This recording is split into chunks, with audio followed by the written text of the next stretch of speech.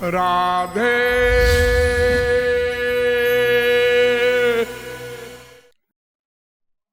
राधा कौन है, उनसे हमारा क्या संबंध है, उनसे हमारा क्या लाभ है और वो लाभ कैसे मिलेगा इत्यादि बातों पर विचार विमर्श संक्षिप्त रूप से करना है। ये राधा शब्द का अर्थ समझिए। राध धातु से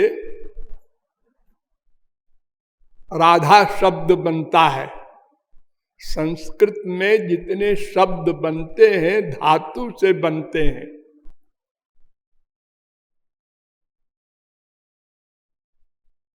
आराधना अर्थ में, उपासना अर्थ में राध धातु होती है।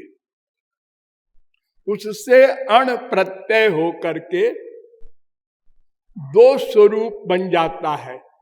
एक तो कर्म में अण प्रत्यय होता है और एक करण कारक में अण प्रत्यय होता है, तो दोनों में अर्थ बदल जाता है। इसलिए राधा रानी के बारे में दो बातें विरोधी शास्त्रों वेदों में पाई गई है। एक तो ये कि राधा कृष्ण में कृष्ण का स्थान ऊंचा है। दूसरा सिद्धांत कि राधा रानी का स्थान ऊंचा है। ये दो प्रकार की बातें वेदों में, शास्त्रों में, पुराणों में और हमारे ब्रज के साहित्य में, संत परंपरा में भी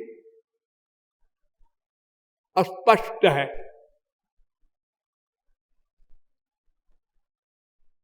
ऐसा क्यों, इस पर विचार करना है। तो पहले समझिए कि राधा का स्थान ऊंचा है।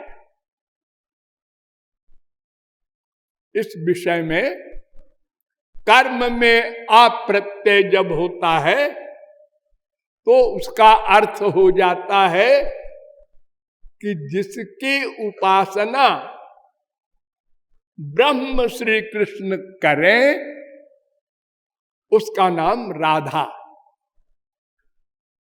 वेद में कहा गया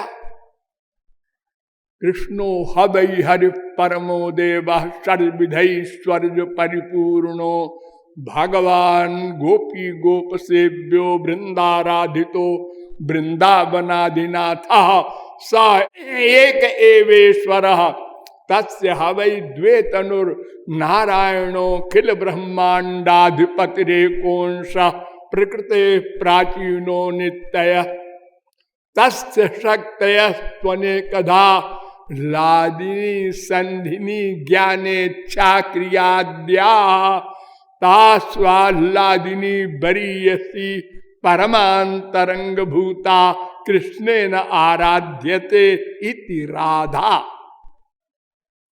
राधोपनिषद का ये मंत्र है। इसका भावार्थ है कि श्री कृष्ण जिसकी आराधना करें उस तत्व का नाम राधा तत्व। और स्मृति प्रस्थान में भी, पुराण में भी कहा गया, भगवान ने स्वयं कहा राधैवाराध्यते मया, मैं राधा की आराधना करता हूं। फिर वेद कहता है राधोपनिषद यस्या रेणुम पादयोर विश्वभर्ता धरते मूर्धनि जस्या अंके विलुंठन कृष्ण देवो नैव सस्मार गोलोकाख्यम धाम पदम सांसा। जिसकी चरण धूली ब्रह्म श्री कृष्ण अपने सिर पर धारण करते हैं, जिसके अंक में लेटे हुए श्री कृष्ण गोलोक को भूल जाते हैं, ऐसी पर्सनैलिटी का नाम राधा है, जिसकी अंश है ब्रह्माणी, शिवानी, कमला आदि।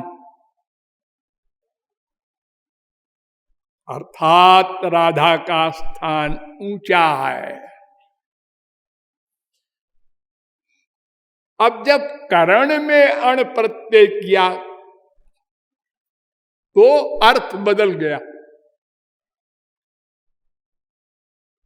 कि जो पर्सनैलिटी श्री कृष्ण की आराधना करने में सबसे ऊंची है, यानी श्री कृष्ण की सबसे बड़ी भक्ता राधा है, अर्थ उल्टा हो गया। जब महाराष्ट्र में श्री कृष्ण और राधा दोनों अलक्षित हो गए गोपियों को छोड़कर, तो गोपियों ने कहा अनया राधितो नूनम भगवान हरिरीश्वर। हम लोगों को छोड़ करके ये जिस गोपी को लेकर श्री कृष्ण अलक्षित हो गए, वो गोपी श्री कृष्ण की सबसे प्रिय भक्त होगी। हम लोगों को छोड़ दिया और एक गोपी को ले गए।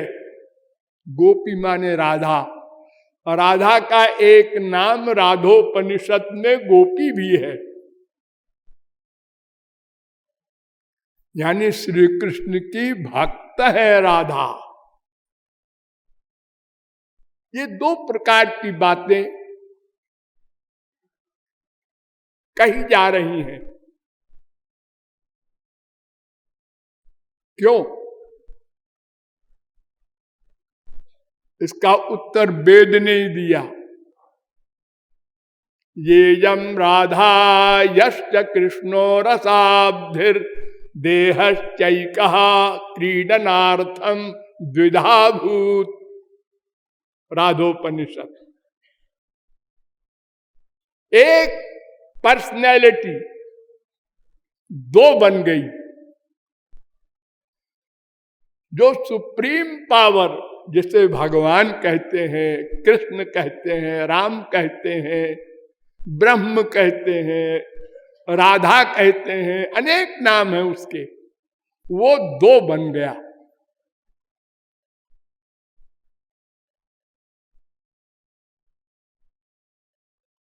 सा एकाकी न रमते सद्वितीय मैक्षत सा इमेवात्मानं द्वेधा पातयत ततः पतिश्च पत्नी चा भवताम। बृहदारण्यकोपनिषद 1:4-3। भगवान अकेले थे, मन नहीं लगा तो दो बन गए। इसलिए फिर वेद ने कहा राधा कृष्णयोरेकासनम एका बुद्धि एकम मनः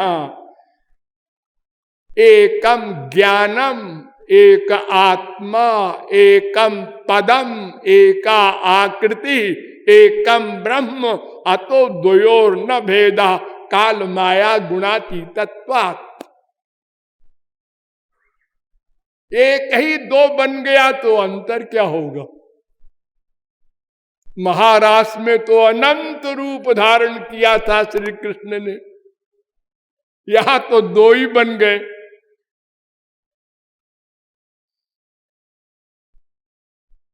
आश्चर्य ये है कि दोनों ने पृथक पृथक बुद्धि और पृथक पृथक शरीर के साथ साथ पृथक पृथक वर्क किया। जैसे राधा रानी रूठ गई, श्री कृष्ण मना रहे हैं, एक ही है तो कैसे रूठ गया और किससे रूठ गया और क्यों रूठ गया? भला कोई अपने आप से रूठता है? लड़ाई होती है कहीं, या कोई लीला होती है आपस में? ये तो दो पर्सनैलिटी होती हैं जब, तब प्यार हो, खार हो, लड़ाई हो, बातचीत हो, कुछ दो बातें हो, एक बुद्धि, एक मन, एक पर्सनैलिटी, एक शरीर,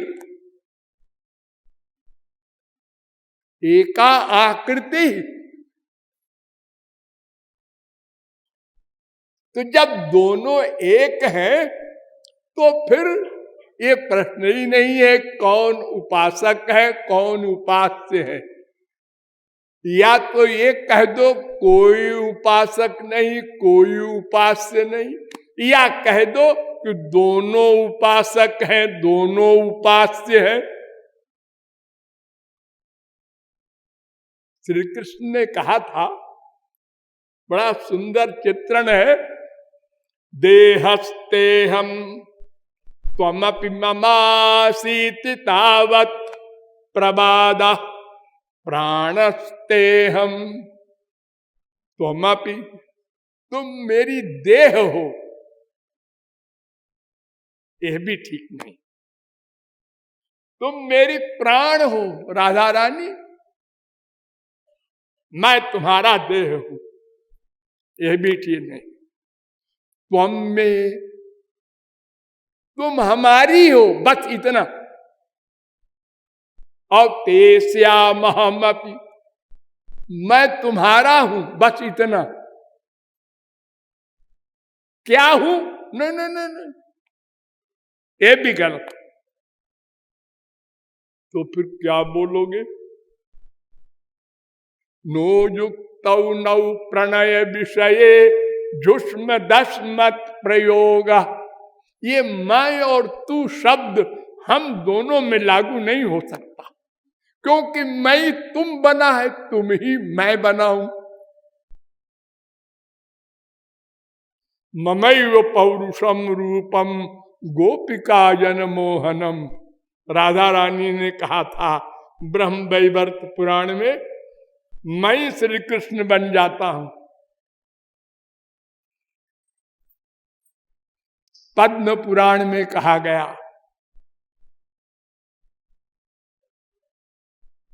हरे रर्ध तनु राधा राधिकार्ध तनु हरि। आधा कर दो ब्रह्म के, एक का नाम श्री कृष्ण एक का नाम राधा। आत्मानम द्विधा करोत, अर्धे न स्त्री अर्धे न पुरुषा, सुबालोपनिषद वेद में कहा गया, दूसरे अध्याय का पहला मंत्र।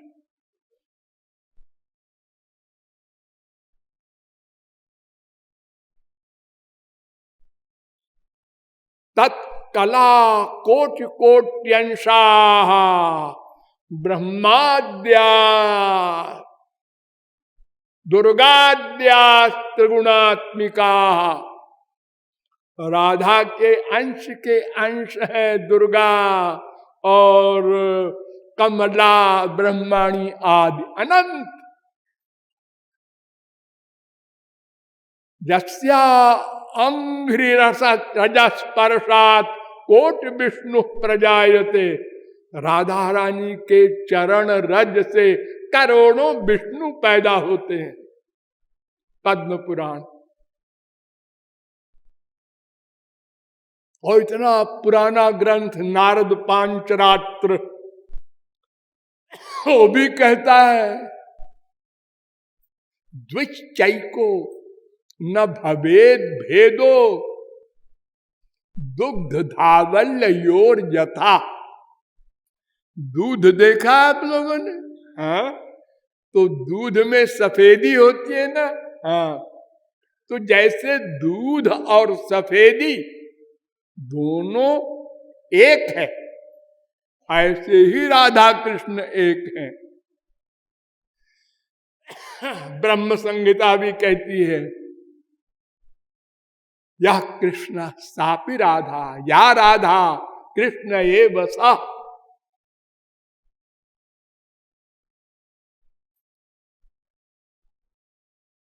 कुछ भोले लोग कहते हैं कि राधा का नाम भागवत में नहीं है। 18,000 श्लोक हैं और राधा का नाम नहीं कहीं। वे लोग शायद नहीं जानते कि राधा शब्द के पर्यायवाची शब्द कई स्थानों पर आए हैं। कामयामः एतस्य श्रीमत्पादरजस्त्रियः कुछ कुंकुम गंधाढ्यम मूर्धा बोडुम गदाभृता। 10:83-42 भागवत। आक्षप्त चित्ता प्रमदा रमापते। यहां रमा शब्द आया है। तास्ता विचेष्टा जगृहुस्तदात्मिका। जब महाराज से श्री कृष्ण अलक्षित हो गए तो गोपियां वियोग में अपने आप को भूल गईं, समाधि में, और अपने को कोई श्री कृष्ण मानने लगी। एक गोपी अपने को पूतना मानने लगी, लीलाएं करने लगी, सब होश में नहीं, समाधि में। तो रमापते की लीला, तो रमापति, तो क्या रमा माने लक्ष्मी होती है? अगर लक्ष्मी मानोगे रमा माने, तो भगवान विष्णु तो कोई लीला करते ही नहीं। वो तो बैकुंठ में राजा बने बैठे रहते हैं। लीलाएं तो श्री कृष्ण ने की थी, जिनकी लीलाएं की हैं वियोग में। याम गोपी मनयत कृष्ण विहायान्या स्त्रियो बने। 10, 30, 36 यहां पर गोपी शब्द आया है। ये भी राधा का पर्यायवाची है। जिस गोपी को लेकर चले गए, निरस्त साम्यातिशयेन राधसा। 2, 4, 14 यहां भी राधा शब्द आया है। रे में रमेशो ब्रज सुंदरी भीर। रमेश ने ब्रज गोपियों के साथ रास किया, तो क्या विष्णु ने किया था? श्री कृष्ण ने ही तो किया था, रमा के ईश। यहां भी रमा शब्द आया है राधा रानी के लिए।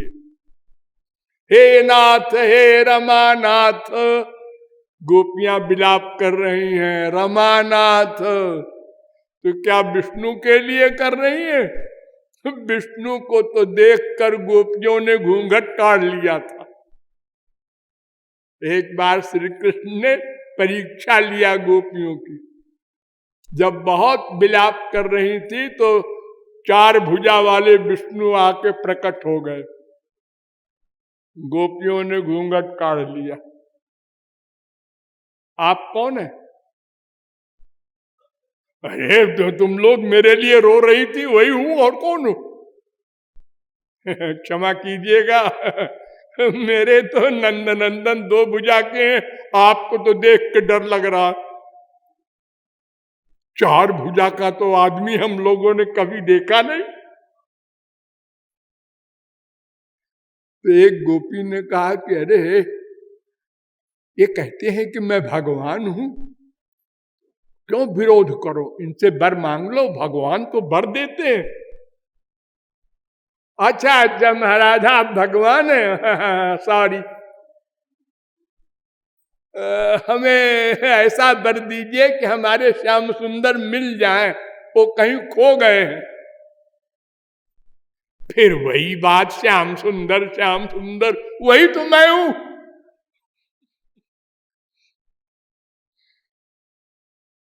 हार गए ठाकुर जी। फिर 2 भुजा गायब करके और उसी प्रकार त्रिभंगी लाल बन के मोर मुकुट में खड़े हो गए।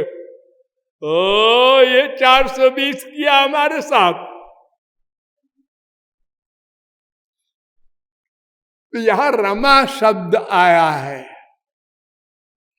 विज्ञाय संदेश हरम रमापते, जब उद्धव गए थे और संदेशा दिया श्री कृष्ण का, तो गोपियों ने रमापति का संदेशा सुनकर, तो रमापति का संदेशा माने क्या विष्णु का संदेशा था। यहां भी रमा शब्द आया है, अनेक स्थानों में है। यथा प्रियंगु पत्रेषु गूढ़ मारुण्य मिष्यते, जैसे मेहंदी का पत्ता हरा होता है, उसका रंग लाल होता है। क्या ब्रह्मा की सृष्टि है विचित्र, पत्ता हरा और लाल रंग, और किसी पत्ते में ऐसा नहीं होता। तो श्रीमद् भागवते शास्त्रे राधिका तत्वमीदृशम, भागवत में इसी सिद्धांत के अनुसार कहीं गोपी, कहीं रमा, कहीं श्री, अनेक नाम राधा रानी के ही हैं। उनसे राधा शब्द का उल्लेख किया गया है। और फिर जिन वेद व्यास ने भागवत बनाया है, उन्हीं वेद व्यास ने और 17 पुराण बनाए हैं। उनमें तो स्पष्ट राधा नाम सैकड़ों जगह आया है।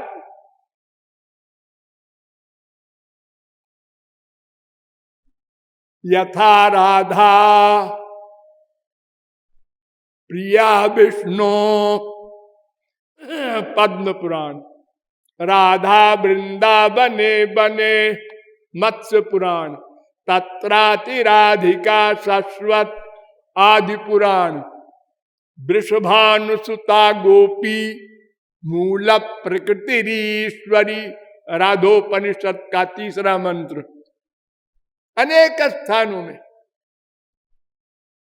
वेदों में भरा पड़ा है। ब्राह्मणादिन्द्र राधसा ऋग्वेद, तमुस्तोतारा पूर्व्यम यथा विद, इदम ह्यन्नोजसा सुतम राधा नाम पते। तो भगवान का नाम अनंत है, 1 2 4 नहीं। और आप लोगों को सुनकर आश्चर्य होगा, विष्णु सहस्त्र नाम पढ़ लो तो शंकर जी का नाम भी विष्णु के नाम में है, और शिव जी के नामों में भी श्री कृष्ण का नाम है।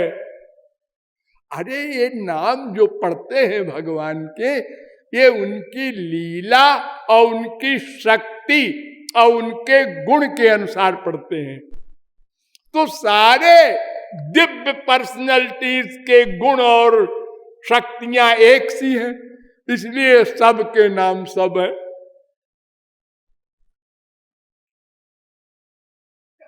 हरे कृष्ण माने क्या, जो सबको खींच ले, तो राम माने क्या? जिसमें योगी भी खिंच जाए। अरे जैसे श्री कृष्ण सबको खींच लेते हैं, ऐसे राम भी जनकादिक सब खिंच गए। सारे भगवान के अवतार एक गुण वाले होते हैं, सर्वे पूर्णा शाश्वताश्च देहास्तस्य परात्मनः। इसलिए नामों के विषय में भोले भाले लोग झगड़े में पड़ते हैं। राधा रानी के सब नाम श्री कृष्ण के, अरे ऐसे नाम वेदों में कहे गए हैं, आप सुन के ताज्जुब करें। प्राणो ब्रह्म, और सुनो, कम ब्रह्म,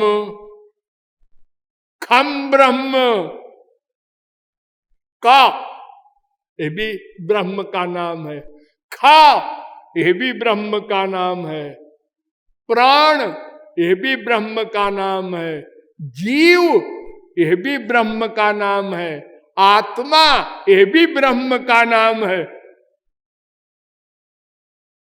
अरे देखो हमारे संसार में भी तो आप लोग देखते हैं, एक गांव का मंत्री होता है, पंचायत का। आप कौन है? आप मंत्री जी हैं। अच्छा। और एक प्रोविंशियल मिनिस्टर होता है, उसको भी कहते हैं मंत्री जी आए हैं। और एक सेंट्रल का मिनिस्टर होता है, उसको भी कहते हैं आप मंत्री जी आए हैं।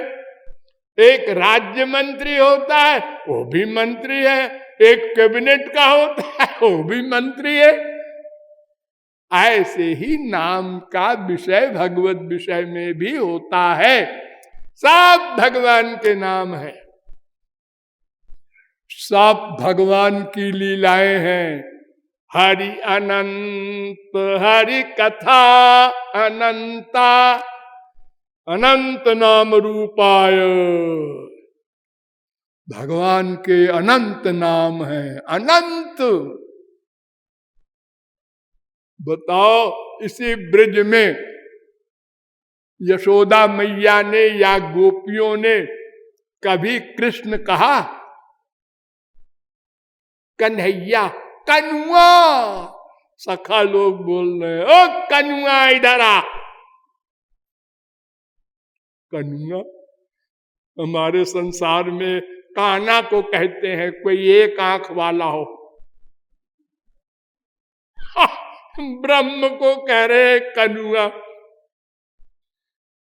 और ठाकुर जी विभोर हो रहे हैं सुन के। ए लफंगे, क्यों पीछे पीछे आ रहा है मेरे? गोपियां कह रही हैं लफंगा, उसको संस्कृत में कहते हैं जार।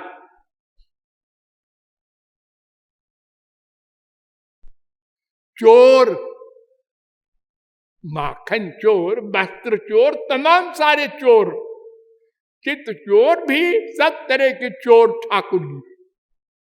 ये चोर शब्द और जार शब्द बड़ा भयानक है। हमारे संसार में मर्डर हो जाता है, किसी के ऊपर ऐसा इल्जाम लगा दो तो। और ठाकुर जी बड़े चाव से सुनते हैं, फिर से कहो, क्या कहा?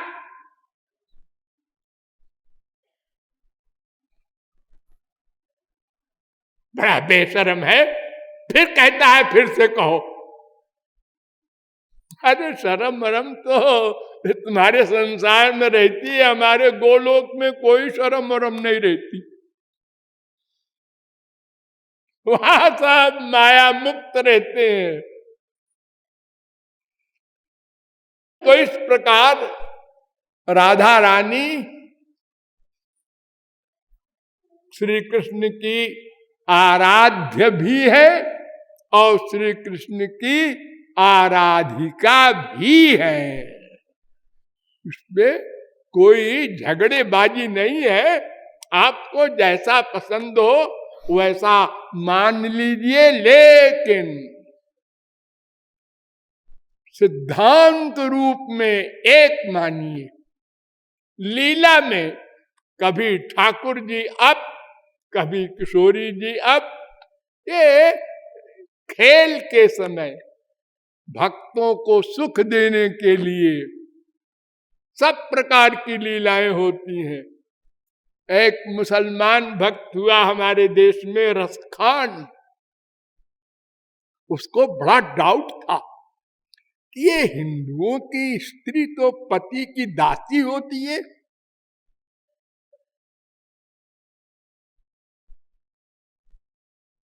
पति का चरण दबाती है, पति का उच्छिष्ट खाती है, आरती करती है, पूजा करती है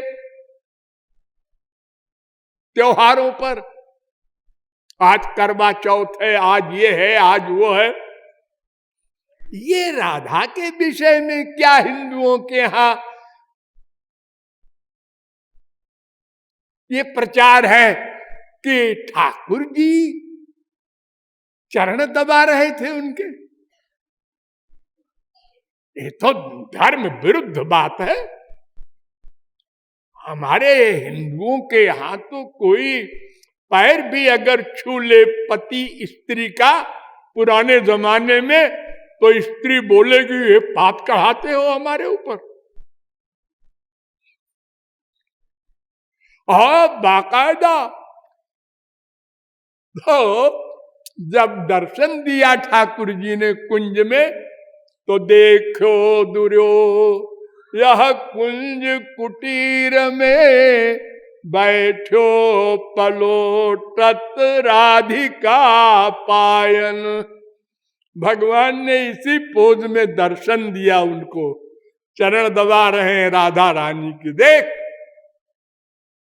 ये हमारी उपास्या भी है और हम इनके उपास्य भी हैं, दोनों बातें हैं।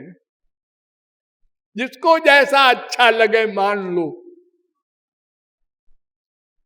लेकिन ये न समझना कि ये दो हैं, जैसे स्त्री पति होते हैं ना, ऐसे नहीं है। उनकी जो स्त्री है वो तो लक्ष्मी है, समुद्र से निकली थी। रमा, लक्ष्मी, कमला, वो स्त्री है। इसलिए वो हृदय में बाएं तरफ रहती हैं। उनको महारास नहीं मिला। वो समंजसा रति की भक्त हैं और गोपियां भी उनसे आगे हैं, महालक्ष्मी से। वो समर्था रति की भक्त है। जहां गोपियां पहुंची वहां महालक्ष्मी नहीं पहुंच सकी। नायम श्रियोंग उनिरतांतरते प्रसाद स्वर्जोषिताम नलिन गंधरुचाम कुतोन्या। 10:47-60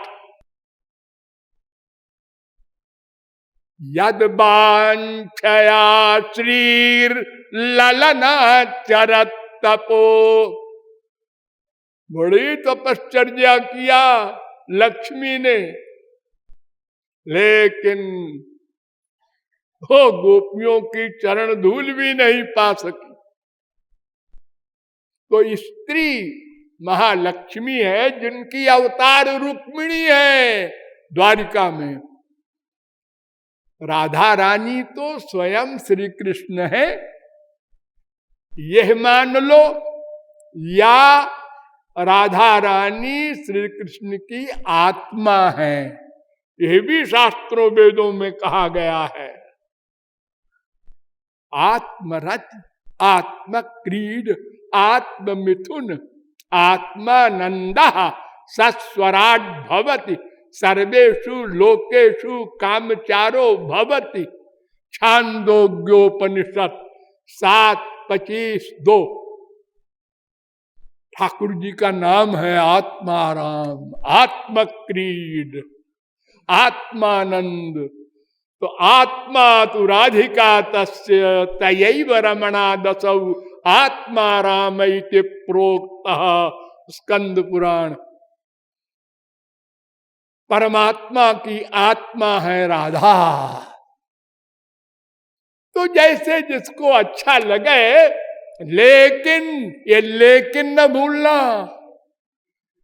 कि सिद्धांत रूप में दो न मानना, तो छोटा बड़ा मानने का प्रश्न ही न पैदा हो।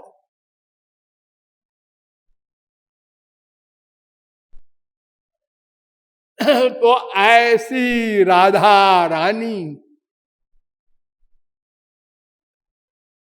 जहां आप लोग बैठे हैं, ये उनका धाम है। इसी धाम में वो धाम है जिसका वर्णन शास्त्रों में आप पढ़ते हैं। ये प्राकृत धाम आप देख रहे हैं, घूम रहे हैं, हाँ, कोई असर नहीं है ना। जैसे इंग्लैंड अमेरिका में, ऐसे ही बरसाना में, ऐसे ही पृथ्वी है, ऐसे ही जल है, ऐसे ही अग्नि है, ऐसे ही सूरज है, ऐसे ही वायु है, कोई अंतर नहीं। लेकिन इसी के अंदर एक दिव्य बरसाना भी है जो 5000 वर्ष पहले अवतीर्ण हुआ था गोलोक से। इसी के भीतर उसमें राधा रानी ने विहार किया था।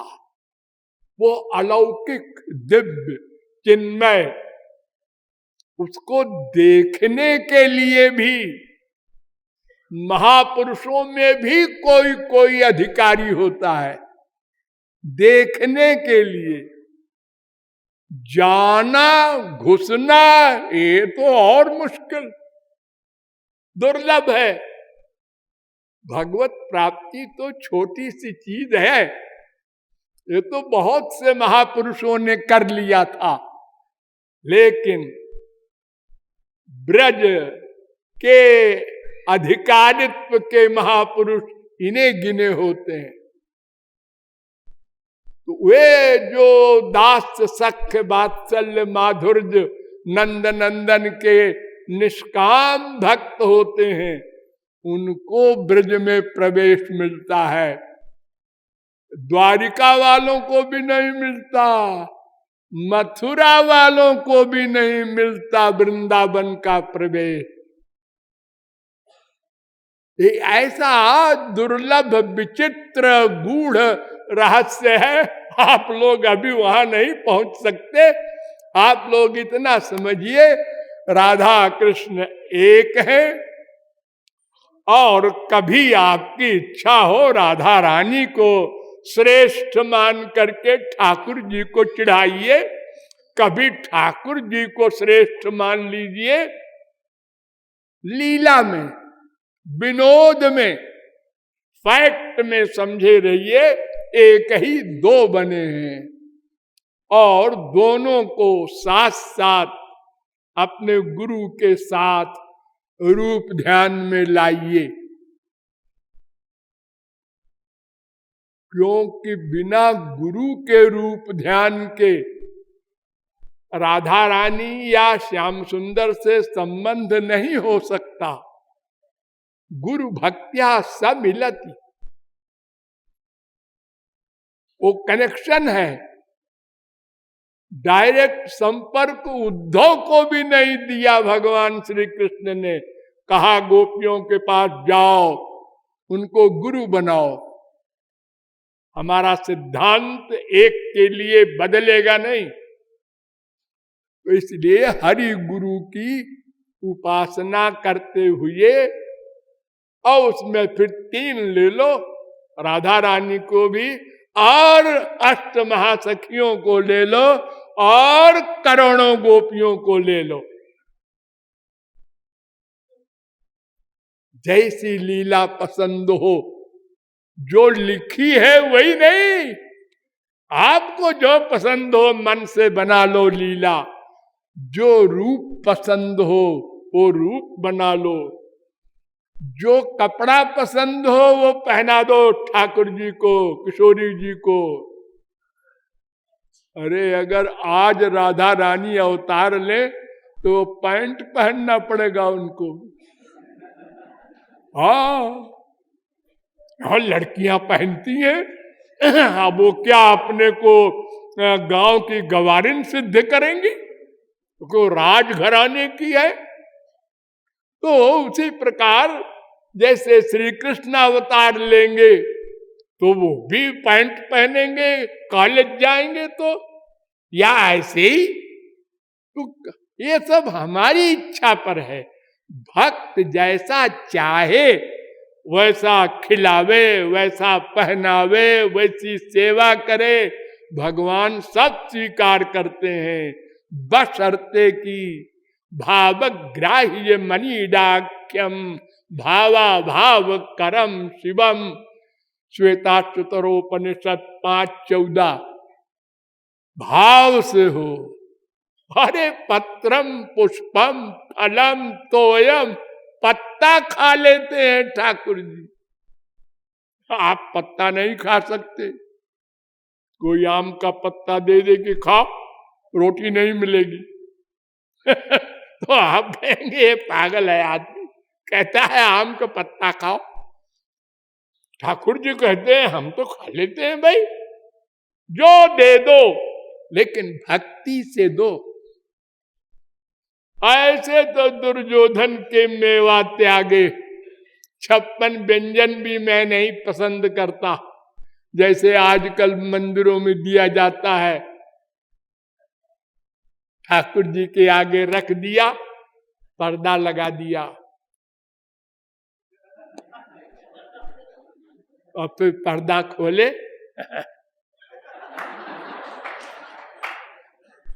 अरे देखा ठाकुर जी ने कुछ खाया है कि नहीं? अरे वो खाते थोड़े ही है कोई। तो फिर ये क्यों नाटक करते हो? अरे भाई ये सब पुजारी लोग पहले कर चुके हैं तो हम भी करते हैं, क्या करें?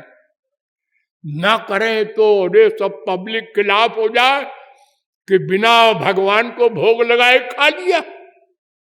अरे तो भोग का मतलब तो होता है उच्छिष्ट, जूठन भगवान का खाओ, ये भोग का अर्थ है। अरे ये तो मालूम है हमको भी, लेकिन वो हमसे थोड़े खाएंगे। हम कोई गोपियां हैं कि कोई सखा है उनके, हम तो संसारी आदमी हैं। ये हम लोगों की उपासना है आजकल। तो ऐसे लोगों से तो भगवान का कोई संबंध ही नहीं है। ये तो एक्टिंग करते हैं तो भगवान भी एक्टिंग करते हैं। ठीक है, किए जाओ एक्टिंग, 84 लाख में घूमे जाओ। और इस प्रकार राधा रानी की उपासना श्री कृष्ण के साथ, गुरु के साथ करते हुए हम निष्काम भावना को साथ रखें, अनन्यता को साथ रखें। ये दो शर्तें बहुत इंपॉर्टेंट है, निष्कामता, अनन्यता। इसके बिना काम नहीं चलेगा। ये भगवान की शर्त है। तो इस दोनों शर्तों के साथ उपासना करने पर जो जो हम भगवान के, राधा रानी के पाने की, दर्शन की परम व्याकुलता बढ़ाएंगे, त्यों त्यों उस विरहाग्नि में ये अंतःकरण निर्मल होगा।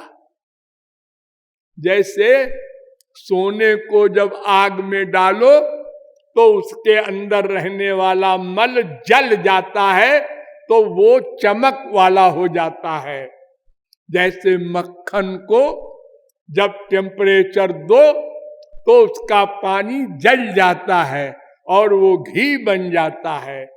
ऐसे ही जब मन निर्मल हो जाएगा, ये माँ बाप, बेटा, स्त्री, पति, ये धन, प्रतिष्ठा, इंद्रियों के विषयों की कामना, स्वर्ग की कामना, मोक्ष की कामना, है कूड़ा कबाड़ा, हृदय से निकल जाए।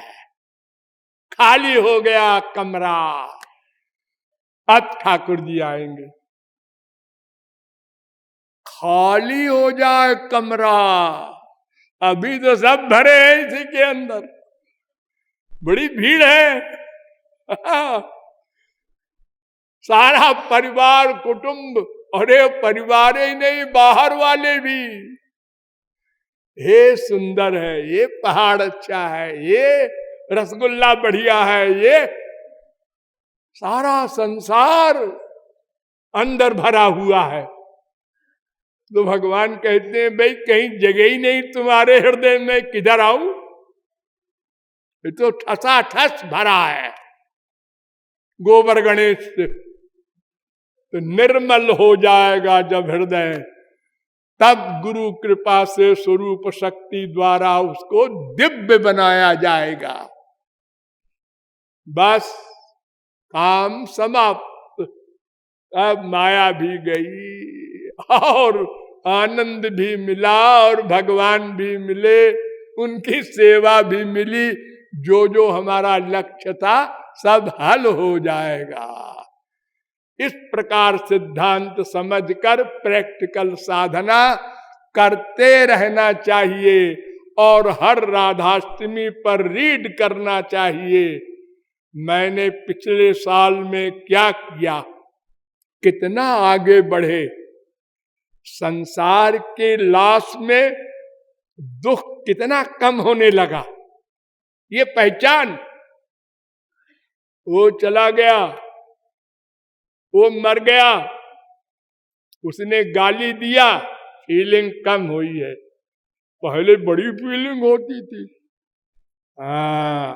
अब और कम हो गई फीलिंग। उसने गाली दिया, हम मुस्कुरा रहे थे।